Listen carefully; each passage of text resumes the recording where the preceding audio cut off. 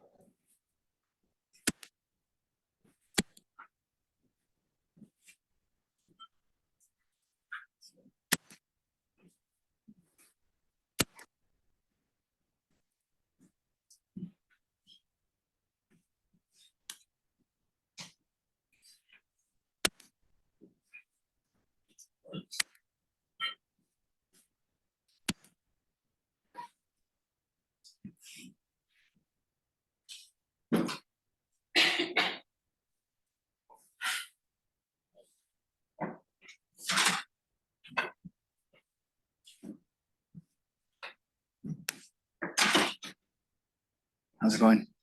All right, 9:30. All right, how's everybody doing? Very good. Good to see you guys. One quick note about the midterm. So your midterm is next session, right? So next class. So you're gonna do your midterm in here. It's gonna last the full class period, an hour and 15 minutes. You're gonna get a written paper handed to you, a printed exam. And you're gonna fill it out on that printed exam. So I'll keep an extra couple of sheets of white paper. Then you're gonna turn it in right at the end of the class period, okay? And for the online students, everybody who's online, I'm going to upload the midterm to Canvas, maybe 5 minutes before the class starts. Oh, maybe I shouldn't do that. Okay, I want to give you enough time to print it if you want to write on it. So I've been trying to go back and forth on how to handle this. But I think it'd be best if you guys could write your answers on the computer and form a digital copy. Because to make it fair, you'll get the hour and 15 minutes, but then you'll have to scan it if you handwrite it and upload it. And I don't know, what you might be doing at 15 or 20, 30 minutes that it takes you to get to a scanner and all that. So online students, please let me know if you cannot fill your answers out digitally. I mean, like on the computer, you type out your answers, whatever. So you can upload your exam to Canvas right at the end. So there will be a submission portal for the midterm for the online students on Canvas, and you'll have to upload your completed exam. I'll maybe give you 10, 15 minutes after the end of the class period before the submission portal closes. All right. And if you have to write out your answers, let me know. Email me if you need to do it manually on a printed piece of paper. So you'll need time to print the exam, and then you'll need time to scan it after and upload it. So hopefully you can do it digitally and do it, type out your answers and so forth. It takes more time to do that, I suppose. So email me, online students, and let me know. I'll send out a reminder, a class announcement. But anyhow, for the people who are here, you'll fill out your answers on a piece of paper and turn it into the front of the class at the end of the period, okay? All right, so I've kind of made it easy for you because I know you've been doing a lot of problems in your homework and everything. So I'm gonna give you the biggest hint that you'll need, right? It's gonna be one big problem, and I gave you just some really easy 5-minute thing at the end of the exam. So that'll take you, so the second problem is really just providing some comments on feedback on how the course is going and what you'd like to see improved, what is going well and what isn't going well and things, all right? And I'll read all of these comments that you put. So it's like an evaluation, right? Instructor evaluation, course evaluation, but it's just a, paragraph, right? Your paragraph. I'll read all of those and I'll implement any changes for sure that you guys want into the second half of the class, all right? Okay, great. So the biggest hint that I'm going to give you is, okay, the biggest hint I'm going to give you for the exam, there's one big problem, right? And I'll tell you right now to study your generalized coordinates. And if you understand generalized coordinates, then you'll be fine. All right. So that's a major hint. All right. You don't need to do anything with the stackle separation though. All right. So don't worry about that. But you need to understand all of the generalized coordinates that we did in lecture 1. All right. And of course, the material from lecture 3 and all of that. All right. So the separation variable. You might have to do that, you might not. But if you do, I'm saying you won't need that stackle separation thing, that generalized separating it in. Okay, so you'll see. All right. Don't worry about the stackle thing. You don't need to study it. But anyway, generalized coordinates. Okay, good. All right, good. If there's no other questions on the exam, then let's go. Oh, and the other thing, homework number 4, I've decided not to give it to you until Tuesday because I don't want you to worry about it. So just worry about the exam. On Tuesday, you'll get homework number 4 to be due a week later. All right. All right. Okay, good. All right. So what were we talking about? We were talking about anisotropic media, right? So we already studied the properties of waves in unbounded homogeneous media. And that medium was unbounded, homogeneous, linear, anisotropic, and so forth. And now we're going to introduce anisotropic media. We're going to study wave propagation in anisotropic media. All right. So we already went over this slide last time, but anisotropic media are materials whose constitutive parameters are not a function of the direction of the applied field, right? So the permittivity could be different in the x direction than the y direction or the z direction, right? And there are many different configurations of so-called crystals that have different combinations of permittivities along different directions, and we're going to study those, okay?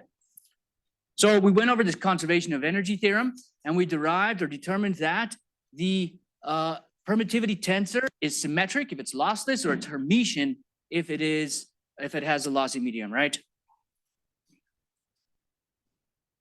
Okay. All right. And then we looked at diagonalizing the permittivity tensor using the standard diagonalization of a matrix from linear algebra in order to determine what's called the principal axes or the principal coordinate system. The principal coordinate system is one in which if you describe the medium in that coordinate system, the permittivity tensor becomes diagonal. All right? And that's just the process of diagonalizing a matrix results in defining what are called these eigenvectors. And these eigenvectors turn out to be the coordinate axes that you need to diagonalize a permittivity matrix. Okay. So from this point forward, without loss of generality, we will assume that the coordinate system is aligned with the principal coordinate axes. So whenever we describe these media, we're in the principal coordinate system. We'll do some examples for you to understand or get a feel of that. So here's an example, a KDP crystal, all right? So these are actual KDP crystals, and at an optical wavelength of 1 micron, the permittivity tensor of the KDP crystal represented in a rectangular coordinate system defined by x1, x2, and x3 is found to be epsilon is epsilon naught, and then we have a couple of entries in the permittivity tensor, all right? Okay. So the question is, find the principal axes and the corresponding principal indices for this crystal. So first thing we need to do, we need to find the eigenvectors of epsilon of the tensor in order to diagonalize it, right? So how do we find eigenvalues of a matrix? This is the classical approach. We take the matrix, we subtract lambda I, and okay, so this equation comes from the eigenvalue equation, right? So the eigenvalue equation is AX equal to lambda X, right? If you apply a matrix operator to a vector X and it results in the same vector X except scaled by some scalar, then that particular vector X is called an eigenvector of the matrix A. And the value of the scalar lambda is called the eigenvalue. You can rewrite this as A minus lambda I into x equals to 0 by moving the lambda x to the other side and factoring out the x. All right? So in order to solve this and to determine these eigenvalues lambda, we have to solve for the determinant of this coefficient matrix, right? Epsilon minus lambda I. All right, so here it is. Here's epsilon. We have epsilon not outside. We have minus lambda I appears only on the diagonal because I is a diagonal matrix. I is the identity matrix. So let me just be clear about that. I is the matrix 1, 0, 0, 0, 1, 0, 0, 0, 1, right? If you multiply by lambda, then that just becomes lambda on the diagonals. And you subtract it from the permittivity matrix, we have minus lambda on the diagonals. All right? Now, these straight bars here, these are brackets. These are straight bars. These straight bars indicate taking the determinant of the matrix, right? So we're taking the determinant of that matrix and we want to set it equal to 0. And everybody knows how to do the determinant of a matrix. This is the calculation here. And at the end, you end up with this expression here, right? This expression here. We have to set that equal to 0. What do we have there? We have a cubic, right? So we expect 3 solutions. And the first solution is 2.28 epsilon naught. The second solution is also 2.28 epsilon naught. The third solution is 2.16 epsilon naught. So these are the eigenvalues. All right. Okay, so the principal indices of a fraction are related to the square root of the permittivity, right? Square root of epsilon r. So n 1 is the square root of epsilon r1, which is 2.28 epsilon naught. So we take the square root of that. And 2 is the square root of the epsilon 2, and 3 is the square root of epsilon 3. All right? Okay, so those are the principal indices of a fraction, the indices of a fraction along the principal coordinate directions. To find the eigenvectors, we plug in each lambda and solve the system. Now that we know lambda, we can go back to this expression, plug in each lambda and solve for x. All right? So here's an example of doing that for the first eigenvalue. And what you get is, we call it x equal to x1, right? So x is equal to x1. The x1, x2, and x3 were the original coordinate axes that this system was defined in. So if you look over here, we have x1, x2, and x3. That was where this matrix was, this permittivity tensor was defined, right? All right. Now, we found that the first eigenvector is in the same direction. The first eigenvector x is in the same direction as x1. So that one doesn't change. X and x1 are the same. But x2, or y rather, y is a combination, a linear combination of x2 and x3. And z is a linear combination of x2 and x3. So when you rotate from this x1, x2, x3 coordinate system into the xyz coordinate system, the blue one, the matrix, the permittivity tensor becomes diagonal. All right? Yes? X doesn't change. How are those still like 3 orthogonal coordinates? So z and y and x are still orthogonal, right? X is rotated with respect to x3 and y is rotated with respect to x2 in the same angle. You can imagine taking the x1, x2, x3 coordinate system and rotating about the x1 axis by some angle. I think I was confused because the vector is x, but that's not referring to like xyz coordinates. Yeah, that's a poor choice of notation. You're right. This is the vector x in general, but this vector has 3 solutions, one for each eigenvalue. One of them is called x1. The other one we call, one is called x, even though this one is in general x. This one is called, the second one's y, the third one's z. Okay, very good. Okay, good. So that's how you diagonalize a matrix. Nothing there new except for linear algebra, right? All right. Okay, so now we want to look at a different way to represent this permittivity tensor, and we call it the quadratic or quadric representation of the tensor. So useful geometric representation of a symmetric second rank tensor. Okay, so the matrix is symmetric. Why?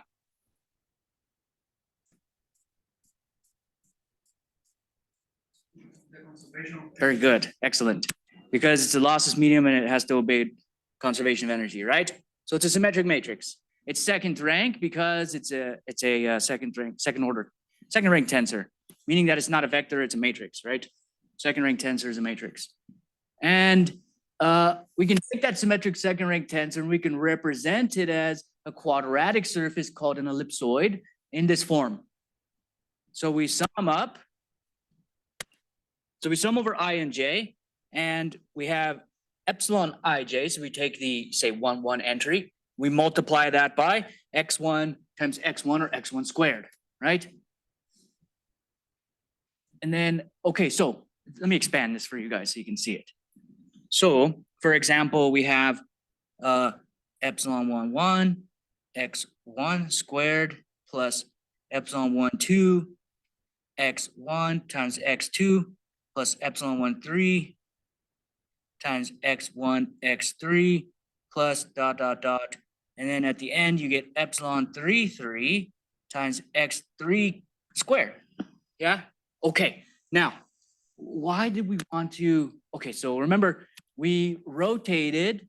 We said from last slide forward, we're going to always be in the principal coordinate system, right? What does that mean? Permittivity tensor. If we're in the principal coordinates, what happens to the permittivity tensor? Very good. It's diagonal, right? So if it's diagonal, then there's only epsilon 1, 1, epsilon 2, 2, and epsilon 3, 3. So at the end here, you get epsilon 1, 1, x1 squared, epsilon 2, 2, x2 squared, epsilon 3, 3, x3 squared. That's all equal to 1, right? That's the equation of an ellipsoid. Right here, this ellipsoid. All right. So you can plot the permittivity tensor as an ellipsoid. It's known as the quadric representation. The surface is invariant to the choice of coordinate system, this surface. So here's x1, x2, x3, for example. And it's invariant, okay, to the choice of coordinate system. If the coordinate system is rotated, then both epsilon ij and xi are altered, but the ellipsoid remains intact in physical space. The shape doesn't change, right? All right. In the principal coordinate system, we have this, right? It's diagonal, as we already went over. Its principal axes, so, you know, these half axes, these principal axes are those of the tensor, and its half axis lengths are 1 over root epsilon 1, epsilon 2, 1 over root epsilon 3. So here we have 1 over root epsilon 1, this would be x1, and so forth, all right? So you can plot the permittivity tensor in this ellipsoid form, all right? We'll see that becomes useful. Okay, there are different kinds of crystals. There are biaxial, uniaxial, and isotropic crystals, all right? So we're going to classify these. In the principal coordinate system, we have D1 equal to epsilon 1, right? Because D, remember D is equal to epsilon dotted with E. So if it's in the principal coordinate system, epsilon is diagonal, and we end up with D1 equal to epsilon 1 E1, D2 epsilon 2 E2, and D3 epsilon 3 E3, right? In this case, one can define the principal refractive indices as N1 is the square root of epsilon 1 over epsilon naught, and 2. Okay, so these are refractive indices that are the square root of epsilon r, right? So you have to divide by epsilon 1 includes epsilon r and epsilon naught, so you divide out the epsilon naught. Okay, so you get these 3 principal indices, right? Now, the different classifications of the crystals depend on if any of these are repeated. So if the 3 principal refractive indices are all different, then the crystal is termed biaxial. And we'll see where that definition comes, that nomenclature. Why is it called biaxial? We'll see. If 2 of the 3 principal refractive indices are different, the crystal is termed uniaxial. So it has 2 of them the same, right? That's called a uniaxial crystal.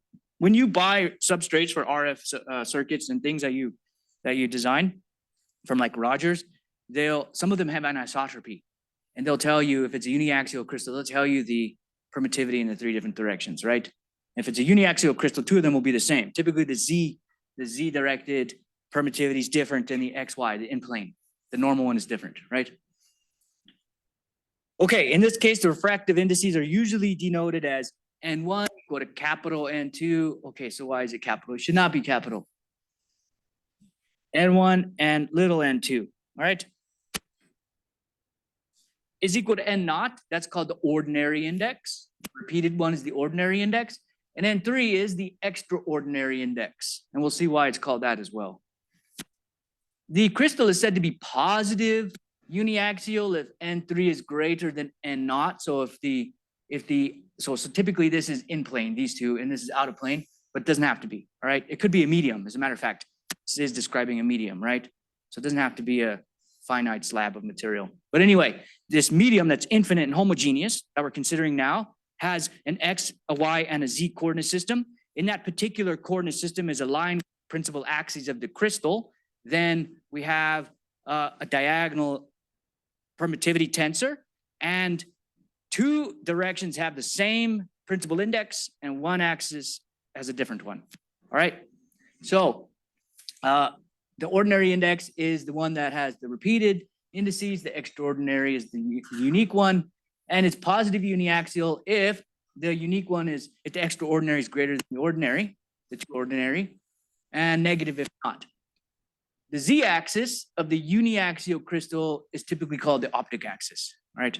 So we kind of rotate things so that we align the z-axis of the uniaxial crystal, the optic axis, okay? If all three indexes are equal, then the medium is obviously isotropic, right? Because the permittivity is the same in every direction. All right, so the relation D equal to epsilon dotted with E can be inverted to obtain E is equal to epsilon inverse multiplied by D, right? Then one can define what's called the electric impermeability tensor. Okay, so real quick, there's a reading that I've put on Canvas that has all this stuff in it, all right? It's not in the course book, the Balanis book, but I put the reading that has all of this in it, and there's a supplementary text which is free that goes with the course, which is from Kamal Sarabandi at the University of Michigan. You can get that book for free. He offers it to free all students, and all of this is in it as well. All right. Okay. So one can define electric impermeability tensor eta tensor is equal to epsilon naught epsilon inverse, right? So it's basically the inverse of the permittivity tensor and then scaled by epsilon naught. So why do we do that? We end up obtaining epsilon naught into E is equal to eta dotted with D, all right? It's kind of the inverse of this. In the principal coordinate system, eta is diagonal with principal values. Epsilon naught over epsilon 1 is 1 over n1 squared. Why is that?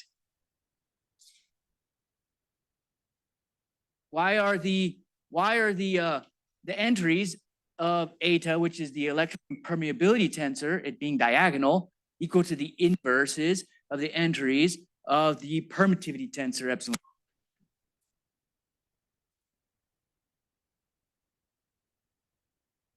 So if you have a diagonal matrix, right? How can you find the inverse of a diagonal matrix?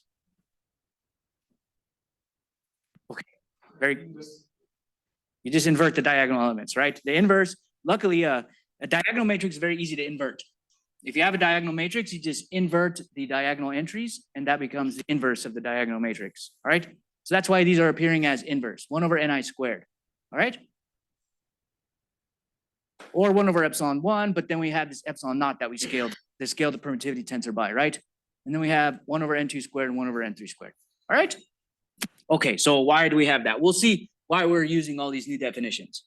We're gonna come up with a geometric solution to finding the waves. We need to find the eigenmodes of this anisotropic medium. Waves propagating in these anisotropic media, they're gonna have eigenmodes, and we need to solve for those, right? So we're getting to that.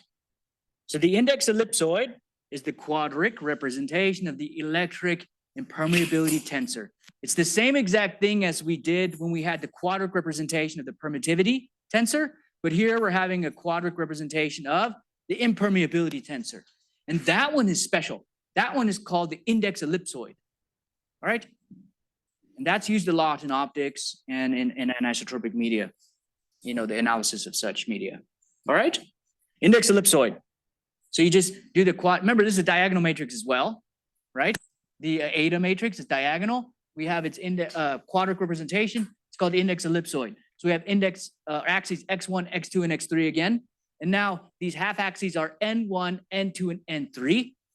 So once you know the indices of a fraction, the principal indices, you can draw the index ellipsoid. You can draw it immediately from the impermeability tensor, right? Because you can get the indices from the impermeability tensor, right? The entries of it. Okay. Why does the ellipsoid, what kind of medium is this? Okay, so visually, maybe not. It looks visually like what kind of medium? Biaxial, uniaxial, or isotropic? Why? Because there's like a circle in one way, but like not a circle. Excellent. You know, Very good. Good observation. Explanation. Yeah, very good, very good. These two indices are the same because this cross-section is a circle. So these two indices are the same. This one is different. So we call it a uniaxial media, right? What if it was a isotropic media? What would you expect the shape to be? Sphere, right? Spherical, very good. So the index ellipsoid tells you a lot. And we'll see that we can find the direction of phase flow and the direction of power flow using this index ellipsoid. And that's what's unique about anisotropic media is that normally in isotropic media, the k vector and the s vector are parallel, right? The pointing vector and the k vector, power flows in the same direction as phase advances, or delays rather, phase delays. But in anisotropic media, those two, that may not be true any longer, right? So we'll see that. And this index ellipsoid really helps us understand that. Okay, so principal axes here are, so this is the, if it's in the principal axes, this becomes diagonal. This is our equation for this index ellipsoid, and the principal indices are here, right? All right. Now let's take a look at propagation along the principal axes. So let x, y, and z be a coordinate system that coincides with the principal axes of the crystal. So our tensors are diagonal. A plane wave travels along the z direction, linearly polarized in the x direction, with phase velocity c divided by n1. So remember, now that we have different indices of refraction in different directions, the wave has different phase velocity in these different directions. All right? So a lot of interesting things start to happen. When you design metamaterials and stuff, then you start to exploit all these differences and see if you can come up with new interesting phenomena, right? So this wave travels with the phase velocity c naught over n1 without changing its polarization, all right? So it's traveling along a principal axis, and that plane wave is polarized in the x. So polarized in the x, for example, it's not this figure, but it's polarized in the, oh, it looks like this figure, right? Polarized in the x direction, travels in the z direction, and it does not change its polarization as it travels through the medium because it's aligned with the principal axis, all right? And it's traveling along the principal axis. All right, similarly, a plane wave traveling along the z direction, linearly polarized in the y direction, which is this figure here, travels with phase velocity c naught over n2. Why is the phase velocity different of this wave than this one? What? In what direction? Very good. So this x, y, z coordinate system is aligned with the principal axes of the medium or the crystal, right? So the tensors become diagonal, permittivity and tensors become diagonal. The index of refraction, therefore, is different along z, x, and y. So if a wave, and it depends on the electric field direction, right? Not the k vector, not the propagation direction. So the electric field is pointed in the x direction, the polarized in the x direction.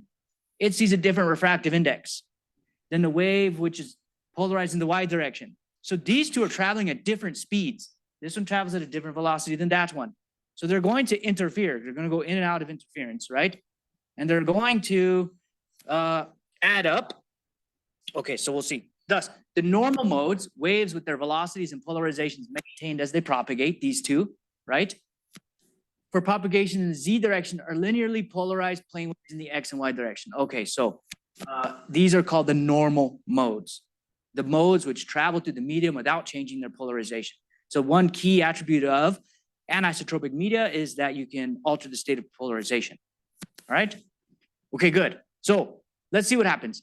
If you have a wave traveling along one principal axis, which is linearly polarized in an arbitrary angle in the xy plane, that can be analyzed as the summation of normal modes, right? A weighted combination of normal modes. Because this 45 degrees, for example, polarized plane wave can be considered as the superposition of an x polarized plane wave and a y polarized plane wave traveling through the medium, right? Okay, very good. So the normal modes are important. They provide like eigenmodes, right? Some kind of expansion that doesn't change its properties as it propagates through the medium. Okay, summation of normal modes traveling with different phase velocities. They therefore undergo different phase shifts after propagating a distance of phi, after propagating a distance of d. So the phase shift of the x polarized plane wave is n1 k naught d, right? Because n1 multiplied by k naught is 2 pi over lambda naught, right? Which is the wavelength of the, say, free space or the source, right? And if you multiply by n, you get the wave number in the medium. Now, it's not just the wave number in the medium, it's the wave number in the medium along a given direction. So this is KD, for example, KD1, K dielectric 1. Multiplied by D, this is, okay, so remember, K times D is a phase, right? Because here you have radians per meter. N is unitless. K naught has radians per meter. When you multiply N1 times K naught, let's just carry out the calculation so it's clear. So look here, N1 times K naught. Well, N1 is the square root of epsilon R, right? K naught is omega square root of mu naught epsilon naught, right? Now we have omega square root mu naught times epsilon R, which is the K in the dielectric is how we usually denote this. And this has units of radians per meter, right? Now, if I multiply radians per meter by D, which is in meters, then I get radians of phase delay across this distance D, right? So phi x picks up a phase delay of n1 k naught D, and the y polarized plane wave picks up a phase delay of n2 k naught D, where n1 and n2 are different. Okay, so recombination of these two waves produces an elliptically polarized wave. Why is that? Last lecture. Very good. What was one conclusion that we came up with last lecture? Okay, keep going. So like in x-axis, the amplitude is different, and y-axis the amplitude is different. Remember, you're alluding to this. What we said at the end of last lecture for elliptically polarized plane waves is we can always represent them as a summation of right-hand CP and LHCP, and a special case of that is as two linear polarized plane waves with different phase shifts, right? And in general, different amplitudes. So if you add two linearly polarized plane waves, orthogonally polarized plane waves with different phase shifts and different amplitudes, you get an elliptically polarized plane wave, right? So that's what we expect. This is using the facts from last lecture and this lecture, right? Polarized, y polarized, different phase shifts, then you add them together, you get elliptically polarized waves. Because an elliptically polarized plane wave can be always represented or decomposed into two linearly polarized plane waves. Yeah. All right, good. Good. So that's the first interesting thing about anisotropic media. The polarization changes, right? I come into this medium with a linearly polarized plane wave 45 degrees with respect to the optic axes, right? Or sorry, the principal axes. Come in with linearly polarized plane wave with LP, and I exit the medium elliptically polarized. So it changes my polarization. The polarization state is changing in an anisotropic medium, right? So there are metasurfaces which do this at the interface level at a boundary rather than throughout medium. And in order to change the state of polarization of metasurface, you need anisotropy, right? So if you want to work in that area, you need to understand decomposition of elliptical polarization of plane waves and anisotropy, right? So you're only offset it at the boundary and it stays offset by how many degrees? Yeah, I mean, if it's a finite medium, right? But we're not considering what happens at the input and the output of this medium, right? So you start with LP somewhere in the medium. There's no discontinuity. And then it becomes EP somewhere else in the medium. We haven't treated discontinuities yet. We will next lecture. Okay, so there are things called wave plates, all right? A wave plate is nothing but a polarization converter. It takes CP and turns it into LP, or LP and turns it into CP, depending on what direction, right? So if the thickness of the anisotropic medium D is chosen such that the phase difference, we already know that there's a phase difference between the X polarized and the Y polarized normal modes. If the phase difference is chosen to be 90 degrees, right? Then we know that we come in with linearly polarized plane waves at 45-degree angle, right? And linearly polarized plane wave at a 45-degree angle. That projects into an X and a Y polarized plane wave. These are normal modes. They travel without altering their state of polarization, but they see different indices of refraction. So they travel, they incur a different phase delay throughout the medium. If the medium length is chosen such that that phase difference becomes 90 degrees exactly, then you can convert linear polarization into circular polarization, right? 90 degrees is required for circular polarization, and the amplitudes have to be equal. Then a linearly polarized wave incident at some arbitrary angle in the XY plane will exit the medium as a circularly polarized wave. This medium is called a quarter wave plate. So here we have some unpolarized light coming in. It consists of some horizontal, some vertical, different polarizations, like maybe from the sun or something, right? So this unpolarized light, you pass it through a linear polarizer with a 45-degree angle, for example. That linear polarizer then converts this unpolarized light into linearly polarized light. Then you pass it through a quarter wave plate, which has some thickness, right? It has some thickness D, which is given by this, right? M2 minus N1 into K naught D. And when it passes through the quarter wave plate, it converts from linearly polarized plane wave to, for example, left-handed circularly polarized light, right? But you can do all this at the interface level using metasurfaces rather than these bulky wave plates. All right, if the thickness of the anisotropic medium D is chosen such that the phase difference is 180 degrees, then a linearly polarized wave incident at some arbitrary angle in the XY plane will exit the medium as a rotated linearly polarized plane wave. So you can make polarization rotators, and this medium is called a half wave plate, right? Because it's half a wavelength, 180 degrees is the phase delay between the two. So here we have a half wave plate. We come in with some angle 45 degrees with respect to the XY, for example. We go through the medium and we rotate to minus 45 degrees, right? All right, so I put this note here that we assume that both plates are impedance matched at their inputs and outputs, so there's no reflections present, all right? We need that for this stage of what we're studying because we haven't discussed the discontinuities yet. So is circularly polarized light orthogonal to linearly polarized light? No, right? Because circular polarized light is comprises of orthogonal components of linearly polarized light, right? So whenever you have a satellite, for example, that's transmitting like broadcast, then it will typically send circular polarization so that any orientation of a linearly polarized antenna on Earth can receive the signal. So it's not orthogonal, right? So when we have the quantum effects with the Bell's inequality with the wavelength, and we have linearly polarized light and circularly, what's happening there? That I cannot comment on. I am familiar with Bell's inequality and the experiment, and I've studied it very briefly, but I'm not well enough versed in it to give you a good answer on that. If you want, I did see your email on that last question you asked about relativity and circular polarization. That was really interesting. So because time and space dilate as you're moving. Yeah. So what you're receiving is offset.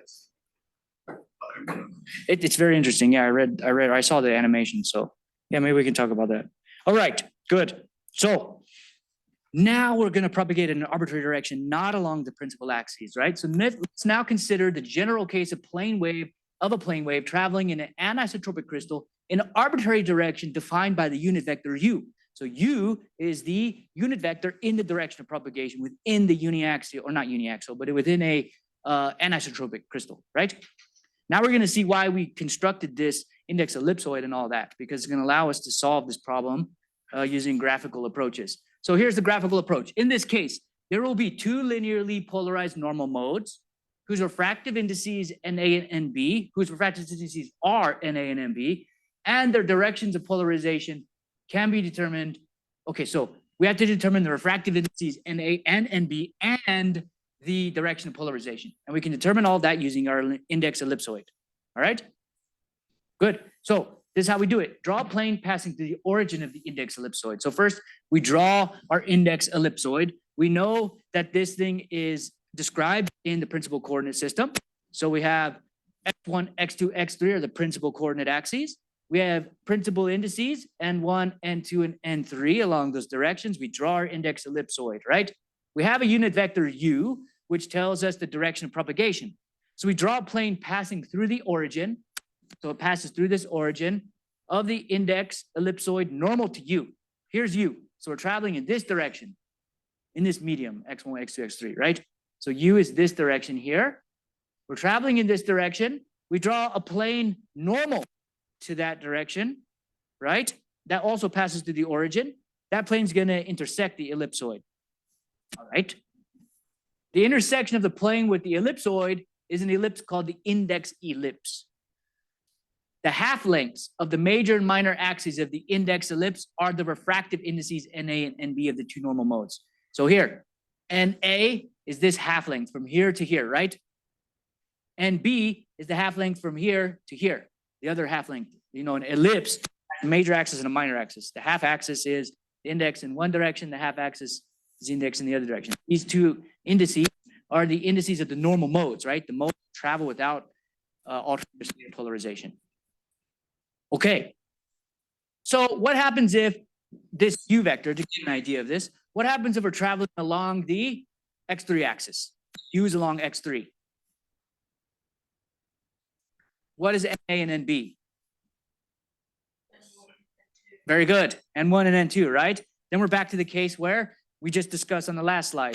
We're traveling along the coordinate axes. We have NA or N1 and N2, the two plane waves, the normal modes of the plane waves, which are traveling along X3, but one's polarized in X1, one's polarized in X2. The one polarized in X1 sees a different index of refraction, travels at a different velocity than the one traveling or polarized along X2. And then they become circular or elliptical polarization, right? Okay, good. So now we still have two normal modes.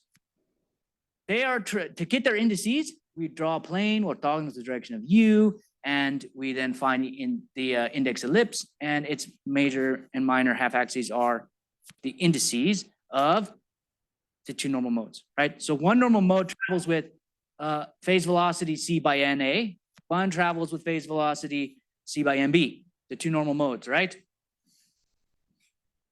All right. The directions of the major and minor axes of the index ellipse are the directions of the vectors dA and dB for the normal modes, all right? These directions are orthogonal because major and minor axis of the ellipse is orthogonal. What is dA and dB? dA and dB are the flux density. The flux density vector field D has components. There's a dA and a dB component, all right? Okay. The vectors, the electric field vectors, so now we need to find the polarization of these normal modes. One is EA, directed, you know, along the, so DEA and EB is the other electric field, polarized in the EA direction and EB direction, for example. They can be determined from the dA and dB using D equals to epsilon E. All right? Okay, so you see dA is here and dB is here, right? It's a P inverse AP where sort of just doing principal components analysis and we're finding the optimal ellipse for propagations eigenmodes. When you diagonalize a matrix, finding the coordinate system called the principal coordinate system, x1, x2, and x3, which simplifies our life. It makes the this ellipse, it makes the permittivity tensor diagonal and the index ellipse kind of aligned with these coordinate axes, right? Otherwise, it might have some kind of rotation to it. We also can get the weights of the principal coordinate limit x1, x2, x3 axis and get the DA, DB axis. In theory, you can, yeah. Yeah, but the index would not be aligned with the axes, X1, X2, and X3. It'd be rotated a little, right? Okay, very good. All right, so let's look at it a little more formally. This is from Professor Sarabani's book, so you can go there and find this stuff. Since plane waves are assumed, we know that we can replace the gradient operator, or not the gradient, the upside down triangle. We can replace that with a JK. All right?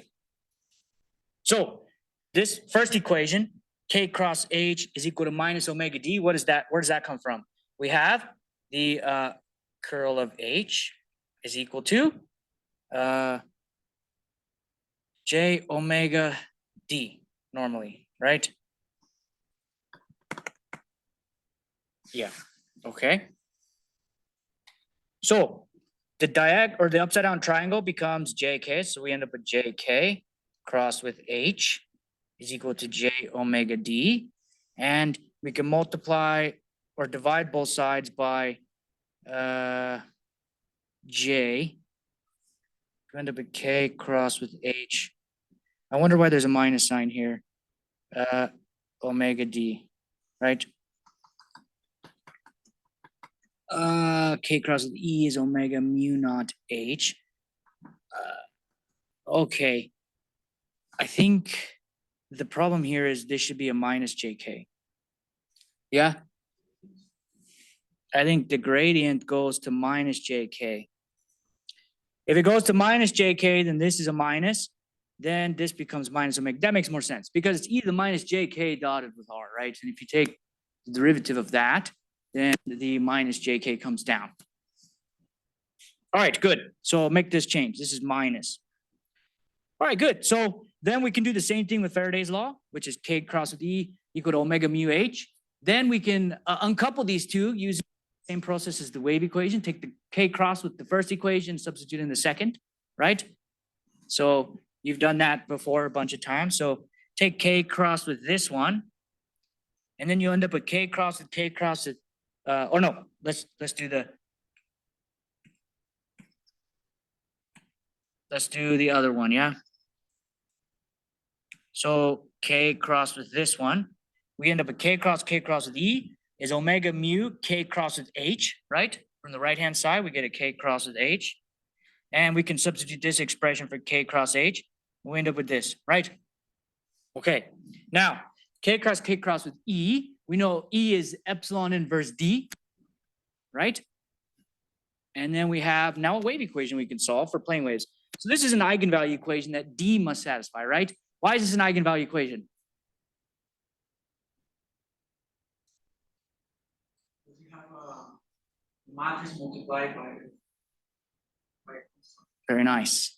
So this K cross epsilon inverse can be considered an operator, right? Operating on this vector D. It returns the vector D, but scaled by some constant, right? So this is an eigenvalue equation. D must satisfy the eigenvalue equation. So working with D is convenient since D must be orthogonal to U. All right, we'll see that later, right? E is no longer orthogonal to, doesn't have to be orthogonal to the direction of propagation. Remember, in isotropic media, E cross H is K. Not in equality, but in direction. So the direction, E is orthogonal to H, which is orthogonal to the direction of propagation. But in this case, that's not necessarily true. But D must always be orthogonal to U. All right, we'll see more of that. So in isotropic media, oh, so I say it here, I guess. E is orthogonal to H, is orthogonal to K in isotropic media, right? However, in anisotropic media, this is no longer the case. Instead, D, B, and K form what's called the DBK right-handed triplet, right? That's always true, D, B, and K. And this generalizes to the isotropic case as well. So this is always true, D orthogonal to B orthogonal to K. All right? Yes? But there might be a component of E in the C direction. Yeah, we'll see that. What's more interesting is power flow and phase delays in different directions. So you get some interesting phenomena. We're gonna dig into that. All right, good. So I'm glad these things are starting to pique your interest, right? Curiosity. I might have missed a step, but what was the thought process that made us decide that the gradient is minus JK? Okay, so if you have plane waves, right? So say gradient of e to the minus j k r, for example. If you do this derivative, then you get minus j k e to the minus j k r, right? So you can kind of think of the gradient becoming minus jk. If you carry out all the derivatives for plane wave modes, then you'll see that that's true, right? All right, very good. Okay, so eta, so since eta, which is the electric permeability, imprintability, oh man, I forget the name. What is it? Let's see. Do you matrix or a vector? 1 second. Where is that? When did we define that? Electric impermeability. All right. So say again. D is a vector. Okay, so can we cancel D on the right side and end up just with the curl K eta is proportional to 1 over n squared? No, you can't do that. This is an operator. This has no meaning by itself. K cross and K cross and N. So we would have to dot it along some axis. You got to apply that operator to some quantity and it returns a new quantity, right? Okay, very good. So eta is equal to epsilon naught E inverse or epsilon inverse. K is K naught into U, right? And N is equal to K divided by K naught. Okay, so and K naught squared then is omega squared mu epsilon. These are all known little expressions. So we can convert this expression into this. Negative K cross with eta into D is equal to 1 over n squared into D, right? All right, so what is this negative K cross K cross? I don't know if you guys have done a lot of these like tangential vector projection operators. So if you have, let's say an electric field, right? You have, let's say you want the tangential electric field. Then you can say N crossed with E. Well, this gives you E tangential. The tangential components, right? It projects the electric field into a plane orthogonal to N. So this does the same thing. It's negative K cross with K cross. So it projects A to D into a plane orthogonal to the direction of propagation, direction of K, right? Okay, good. So projection of vector eta dotted with D onto a plane normal to U. What is that? That's our index ellipse, right? So here, this is the equation of the index ellipse. Look here. This plane orthogonal to U is our index ellipse, right? And it projects D, eta times D, into this plane orthogonal to U, right? K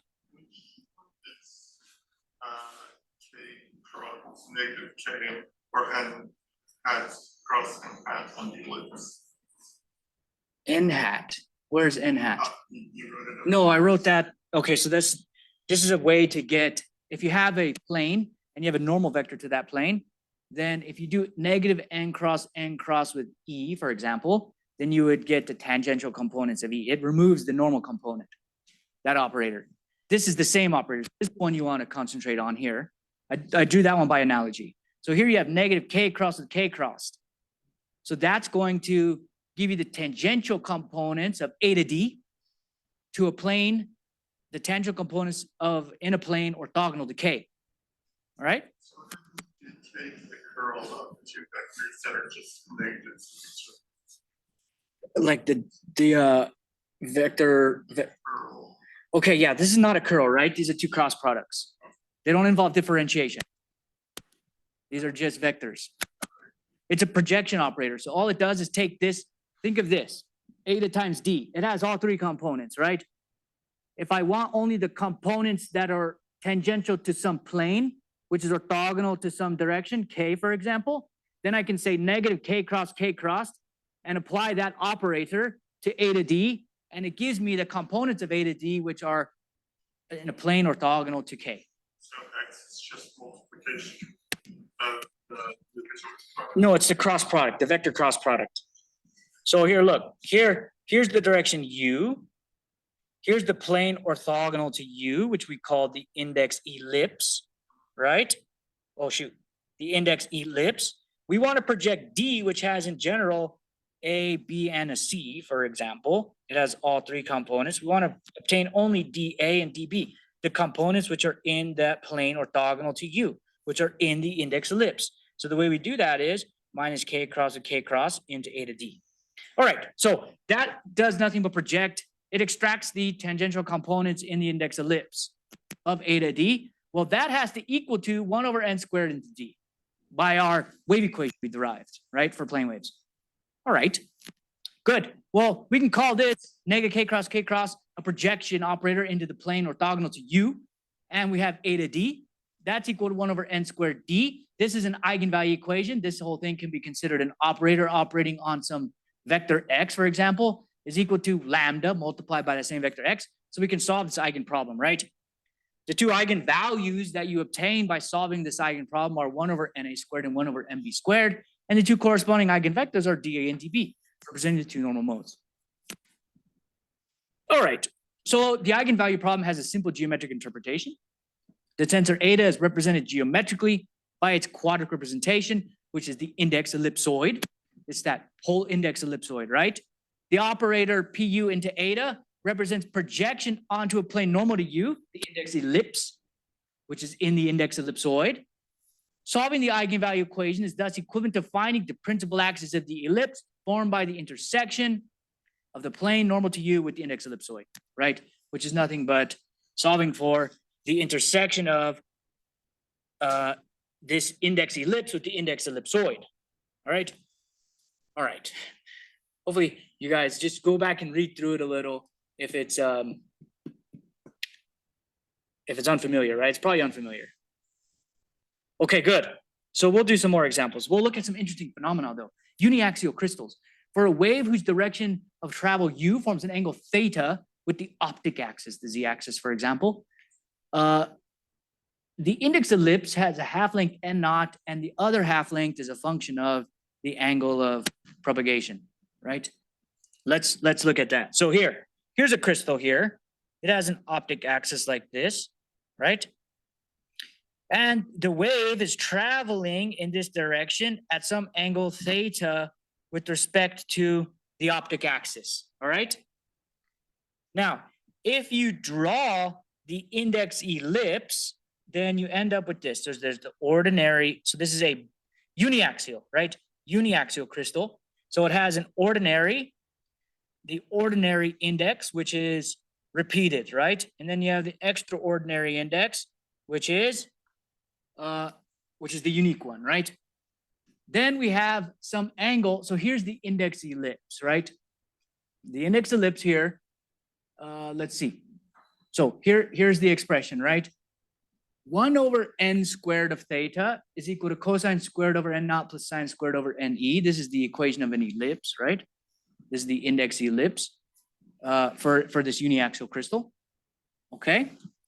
And let's see. So the index of refraction in a given direction, remember, is the intersection of the index ellipse and the index ellipsoid. So this index is here is the index, or it's the intersection of the index ellipse with the index ellipsoid, right? Okay. So here, look here. This index is parameterized, right? As a function of this angle theta because of this ellipse has this parameterization here. In a uniaxial crystal, right? Okay.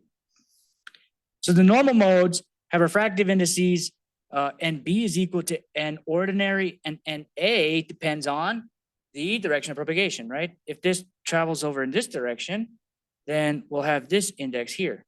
One of them will be N naught, and one of them will be this one, right? So this is a uniaxial crystal. These are more common for us. Okay, so the first mode is called the ordinary wave and has the index N naught, regardless of theta.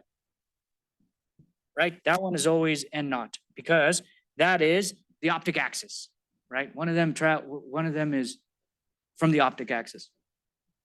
The second mode is called the extraordinary wave and has a refractive index that depends on the angle of travel with respect to the optic axis. That varies from n naught when theta is equal to 0 to ne when theta is equal to 90, right? Okay, very good. All right, very nice. So the vectors d of the ordinary wave is normal to the plane defined by the optic axis and the direction of wave travel. So here we have the optic axis, right? Here we have the direction of wave travel in that direction. And d here is defined orthogonal to the plane containing the optic axis and the k vector for the ordinary wave, right? All right, and the vectors E and D are parallel for the ordinary wave. So here's the ordinary wave. E and D are parallel. H is orthogonal to E and D, and the wave travels in the direction K, and E and D are orthogonal to the direction or the plane spanned by the optic axis and the K vector. That's one normal mode. We need the normal modes, right? The extraordinary wave has a vector D that is normal to K and lies in the KZ plane. All right. So here we have the extraordinary wave. D is normal to the K vector, right? Remember what we said always happens in anisotropic media. What is always the case? D is perpendicular. Very good. D, B, and K are orthogonal. D, B, and K. So in this case, we have D, we have B with H, right? And K are orthogonal, right? They have to be, but not necessarily E, H, and K. Here's an example. The extraordinary wave doesn't have E, H, and K orthogonal. So E is no longer orthogonal to K, right? But we know that D, B, and K are orthogonal. So this one is different, the extraordinary wave. That's why it's called the extraordinary, because this one has the ordinary relationship. This one has the extraordinary relationship, all right? E and K are no longer orthogonal. And E is not parallel to D, right? By nature of anisotropy. So different components of E can add up to give you a different D, right? By the tensor multiplication.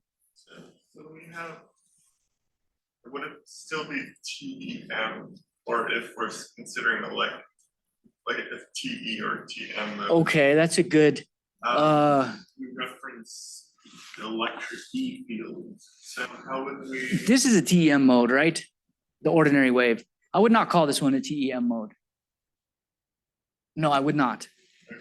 By the definitions of transverse electromagnetic waves, right? Okay. Good. So let's look at orthogonal. Okay, so there's a bunch of things going on now, right? So orthogonality of vectors in anisotropic media. Since K crossed with H is negative omega D, that means that D is normal to both K and H, right? Because what does it mean? What is the result of taking the cross product of two vectors? You get a third vector, which is orthogonal to the two that you took the cross product of, right? So this, and since omega and minus sign are scalar, then D is orthogonal to K and H. That always happens for these plane waves, right? All right. Since K crossed with E, so now that was Ampere's law for plane waves. Here's Ampere's law or Faraday's law for plane waves. K crossed with E is omega mu H. That means H is normal to both K and E. All right. So we'll compress all these into a single definition. Also, this is where things get interesting. S is equal to 1/2 real part of E cross H conjugate, still in anisotropic media. S is normal to both E and H, right? Okay, so if you add all these three things together, then you get the following. D, E, and K and S lie in one plane to which H and B are normal, all right? Because this is electrically anisotropic and magnetically isotropic. So what we're saying is the magnetic field and the magnetic flux density are in a plane normal to all of these quantities, D, E, K, and S. But these are not parallel. Used to, in isotropic media, D and E were parallel, and K and S were parallel. And D and E and K and S were orthogonal to each other. So E was orthogonal to S, and K is equal to S, and in the same direction as S, and so forth, right? But now all these sort of aren't parallel, right? K could be different than S. That's the interesting thing. All right? And still the magnetic fields are orthogonal to all those, all the electric field and direction of propagation, power flow. All right, in this plane, D, so in this plane, D is orthogonal to K, DB and K are always orthogonal. And S is orthogonal to E, but D is not necessarily parallel to E and S is not necessarily parallel to K. The one that's most interesting is S is not necessarily parallel to K. So look here, we have some plane here, right? This gray plane contains K, S, E, and D. K, S, E, and D are in this grayed out plane, and H and B are normal to that plane. So these H and B are normal to that plane.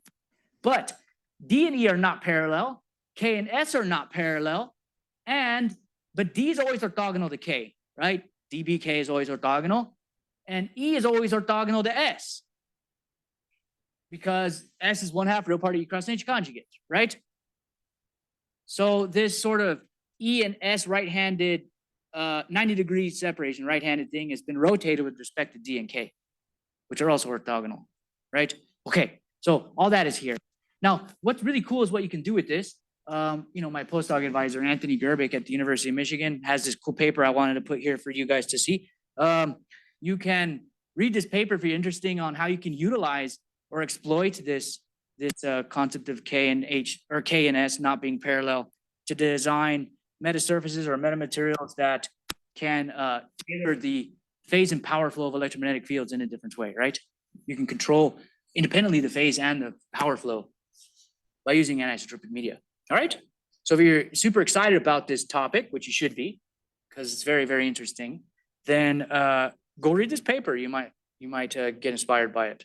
So the displacement field D, how should we think of it in terms of boundary conditions when we move from E to D and A to D? Okay, so we haven't got to boundary conditions yet. We haven't included any discontinuities. So we'll get there. Next lecture, all right? Next lecture is all discontinuities. We're doing now infinite unbounded media, and in this case, it's anisotropic infinite unbounded media. Okay, so let's take a look at, all right, so now we're gonna try to tackle the problem of biaxial media, all right? All right, so we need to derive what's called the dispersion relation for biaxial media, and we start off with these expressions. So again, I put JK, I wonder why I did that.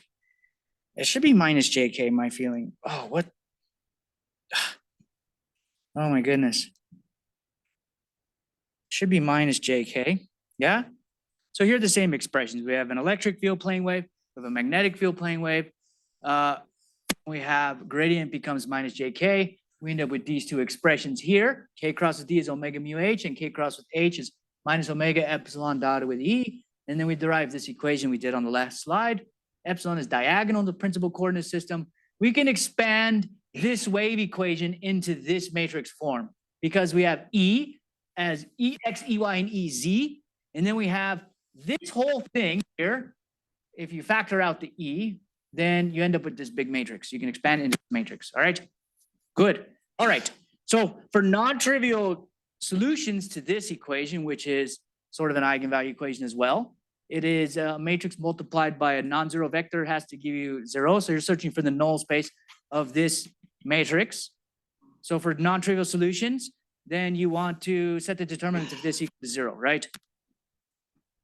That's how you find the null space. Okay, so for non-trivial solutions to exist, the determinant of the matrix must vanish. This leads to the relationship between omega and K of omega. Okay, I guess I wrote K of omega in English, but K is a function of omega. Or in other words, omega as a function of K1, K2, and K3. If you solve the determinant of this equal to 0, then you end up with a function of this form. And this is called the dispersion relation in the form of an equation of a surface in K1, K2, and K3 space, known as the normal surface or K surface, all right? All right, so I'm presenting this to you guys. Dig into it if you really like the concepts, but, and there's lots of uses for these things, right? So, okay, so it's a normal surface. Solve the determinant of this equal to 0, you get an equation in the form of omega of K1, K2, and K3. If you plot this function omega as a function of K1, K2, and K3 in the K1, K2, K3 space, then you're plotting omega in the K1, K2 to K3 space, right? That surface is, this plot of that dispersion relation results in a surface omega called the normal surface or K surface, all right? So here's the K surface now. There's a 3D animation of it up there, and there is a 2D or a 3D drawing here, right? So we have the optic axis here. We have K, okay, so this is KX, KY, and KZ, all right? So this is K1, K2, K3 space, right? And we plot this surface in this space. Now that surface, it's gonna be two surfaces, right?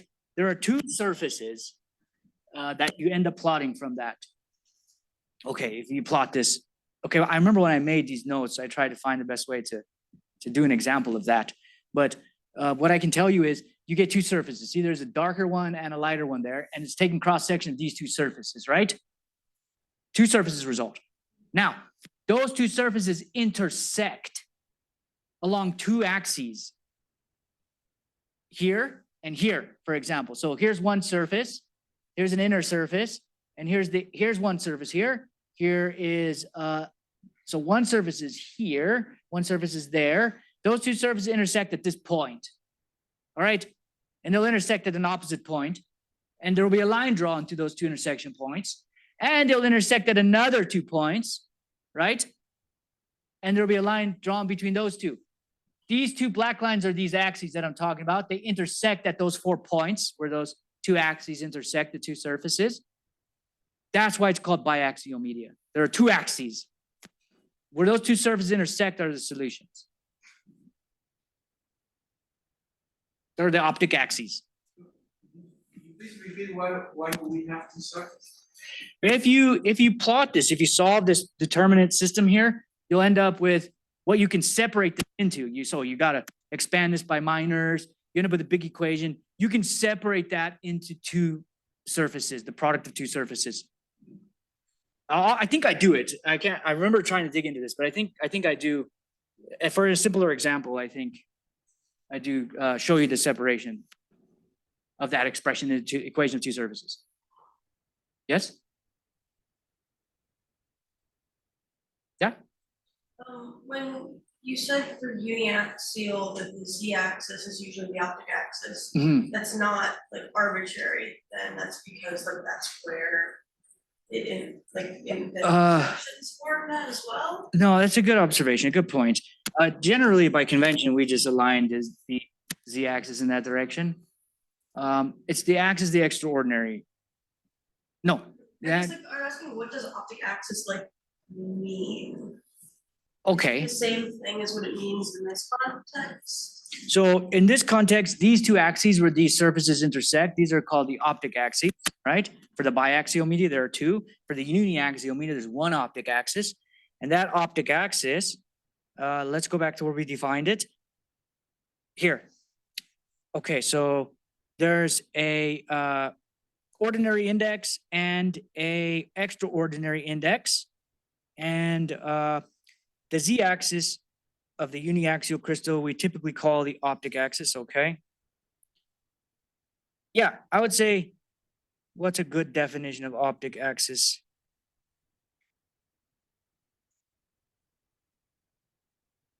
All right, you know what? So in the optic axis is the direction of the ordinary index of refraction. So you can pick one to be, remember the ordinary index of refraction is repeated. So you can probably pick one axis. Normally we can define it as the z-axis, for example. And then the extraordinary axis is orthogonal to that for a uniaxial crystal. So it's just a direction of where one of the normal modes are traveling along, right? I'll find a better definition and I'll give it to you. I'll email it to you. Okay, good. Yeah, I mean, definitely.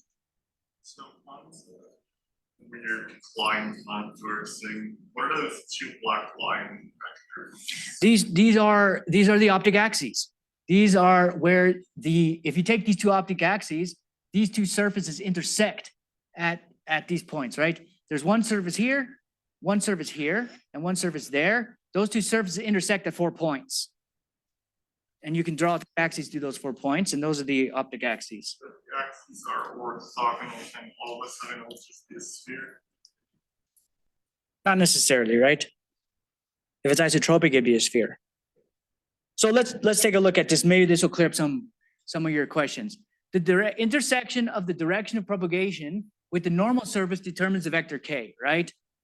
So the intersection of the direction of propagation with the normal surface, that will have a particular length before it intersects, drawn from the origin to the intersection point in the direction of propagation of the index ellipse or the normal surface now. That length gives you k, all right? Whose magnitude k provides the index of refraction. Okay, there are two intersections corresponding to two normal modes associated with each direction. We'll understand that. The k surface is centrosymmetric surface comprising two sheets, and each corresponding to a solution, a normal mode. So the two sheets, each one of those sheets corresponds to normal mode. Okay, it can be shown that the k surface intersects each of the principal planes in an ellipse and a circle. All right, so what are we saying here? The k surface, which is comprising of two sheets, intersects each of the principal planes in an ellipse and a circle. Let's look at this first. Here's isotropic, right? In an isotropic media, we have k space. Now we're drawing everything in k1, k2, k3 space. So this becomes a normal surface, right? This normal surface is a sphere because it is a isotropic medium. That sphere is degenerate. There are two spheres there, right? And we have the intersection of a direction of propagation, say it's k1 direction, gives you the k vector magnitude in that direction, right? And in this case, all three ends are the same. If it's uniaxial, then the two sheets of that dispersion equation or that surface, they only intersect at 2 points. And they define the optic axis. So that's a better definition of the optic axis. All right, this is the general case. So the optic axis is the direction where these two sheets intersect, right? In a uniaxial media, that only happens at one point. There's another point symmetrically below it, and that defines a line, an optic axis. And along the optic axis, you get the ordinary index of refraction. All right? In the other directions, you get the extraordinary index of refraction, or the ordinary index of refraction, right? In this plot, you have both sheets there. One is the normal mode associated with, remember, this is two sheets, each comprising one solution, which is a normal mode, right? So the first normal mode has n naught, and n naught. So the first one's a sphere in a uniaxial media, right?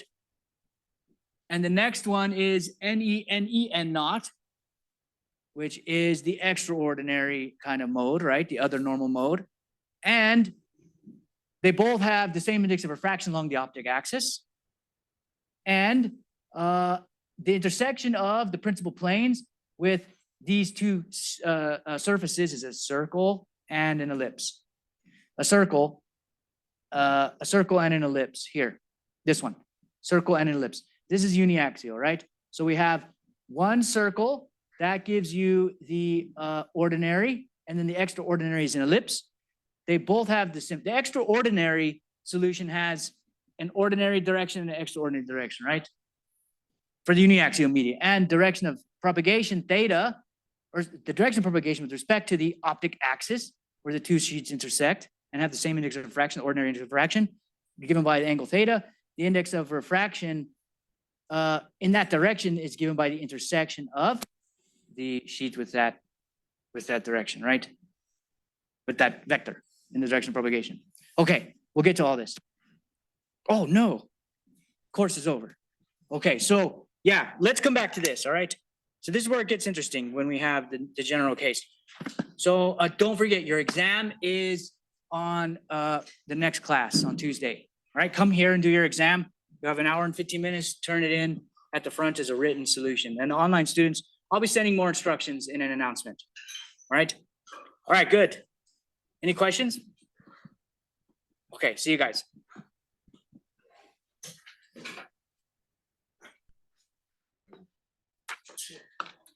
This ellipse is only for one frequency. I mean, with the frequency, this can change the ellipse. Yeah, that's a good point. Yes. These are at a single frequency, right? So this would probably be a different shape at a different frequency. Yeah, it's scaled by omega, right? So they would have a different, probably different radius. Yes, Maybe the wave normal will change the frequency. that's what we're going to see The soon. dispersion relation. We're gonna see that K is given by the vector which goes from the origin to the surface. And then the direction of power flow is normal to that surface. Yeah. So that's when K and S are not parallel. If it's an ellipse, if it's a sphere, then they are, right? We'll see that soon. It gets interesting.